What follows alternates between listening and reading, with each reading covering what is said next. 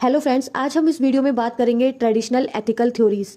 अगर आप मेरे चैनल पर नए हैं तो चैनल को सब्सक्राइब करें और वीडियो को शेयर करें। सो स्टार्ट करते हैं traditional ethical theories.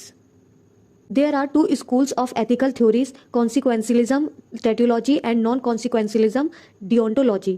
Teleological theories are based on the consequence of the moral judgments we make and the action we perform in resolving ethical dilemmas.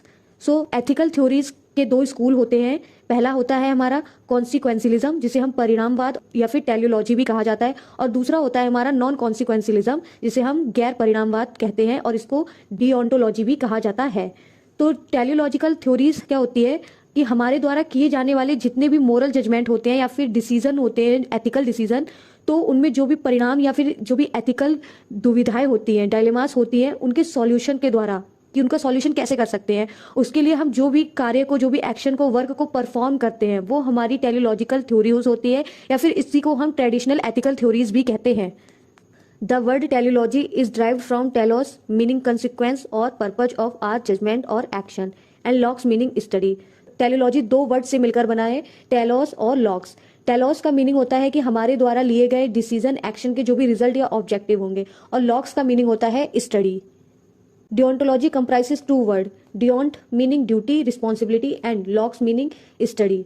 तो deontology में भी दो वर्ड शामिल हैं, डिओन्ट और लॉग्स। डिओन्ट का मीनिंग यहाँ पर होता है रिस्पॉन्सिबिलिटी से या फिर ड्यूटी से, और लॉग्स का मीन होता है स्टडी से। यानी कि दोनों में डिफरेंस क्या होगा कि वो हमारे जो भी हम डिसीजन ले रहे हैं, कोई भी एक्शन ले रहे हैं, उससे क्या रिजल्ट निकल के आ रहा है, क्या ऑब्जेक्टिव है। और जबकि हमारा डिओन्टोलॉजी में क्या होता है कि जो हमारी रिस्पॉन्सिबिलिटी है, जो हमारे कर्तव्य हैं, उनकी स्टडी करना, ठीक है, ये होता है हमारा डिओन्टोलॉजी में।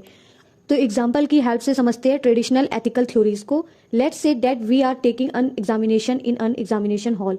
Invigilator oversee the whole process by keeping strict vigil.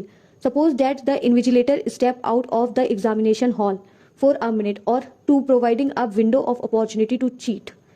It is fair to say that there is a universal consensus that cheating is an unfair practice. So what can be the moral reasoning to arrive at a moral judgment? Suppose कि हम एक examination hall में exam दे रहे हैं, तो जो invigilator है, निरीक्षक है, वो बहुत ही कड़ी निगरानी में ड्यूटी कर रहा है। तो सपोज करिए कि जो इन्विजिलेटर है वो 1 या 2 मिनट के लिए एग्जामिनेशन हॉल से बाहर चला जाता है। तो इससे क्या होगा, स्टूडेंट के मन में ये ख्याल आएगा या उसको ये मौका मिलेगा कि वो नकल करे। तो ये एक अनफेयर एक्ट होगा स्टूडेंट के लिए, या फिर इसको हम कह सकते हैं कि ये चीट करना होगा। तो फर्स्ट रीजन क्या निकल के आएगा? The first reasoning is that they should not be cheating because they can be dismissed from the program, debarred from the placement process और इवन रस्टिकेटेड। तो फर्स्ट ये कहता है कि उन्हें चीटिंग नहीं करनी चाहिए, क्योंकि उन्हें प्रोग्राम से या एग्जाम से डिसमिस किया जा सकता है, या फिर प्लेसमेंट से भी वंचित किया जा सकता है, या फिर उसको रेस्टिकेट भी किया जा सकता है। और सेकंड लॉजिक हमारा कहता है, the second reasoning is that the student does not cheat due to the likely consequences rather than the conviction that cheating is unethical.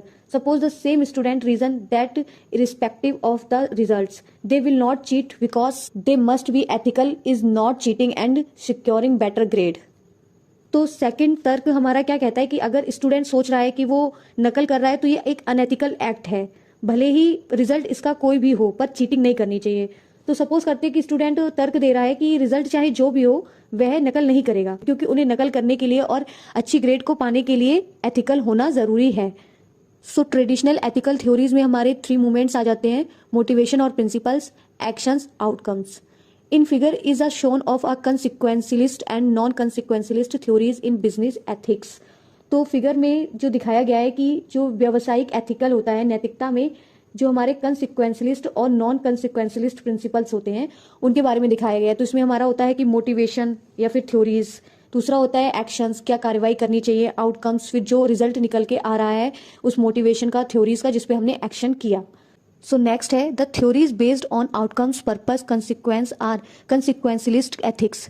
In consequentialist theories moral judgment is based on intended outcomes, whereas in the non-consequentialist theories, more judgment is based on rights and duties and not on indent outcomes.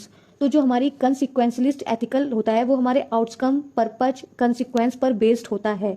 इसमें जो भी ethical decision होते हैं वो intent outcome पर based होते हैं। Intent outcome मतलब जो भी आपके इच्छित परिणाम होते हैं उन पर आधारित होते हैं, जबकि नॉन कंसिक्वेंशलिस्ट थ्योरीज में जो एथिकल डिसीजंस होते हैं वो आपके जो भी राइट्स और ड्यूटीज होती हैं, आपके अधिकार और कर्तव्य पर बेस्ड होते हैं, वो आपके जो भी इच्छित परिणाम हैं उन पर बेस्ड नहीं होते हैं। तो ये होता है दोनों कंसिक्वेंशलिस्ट और नॉन कंसिक्वेंशलिस्ट का डिफरेंस, जो कि हमारे ट्रेडिशनल एथिकल थ्योरीज में आता है।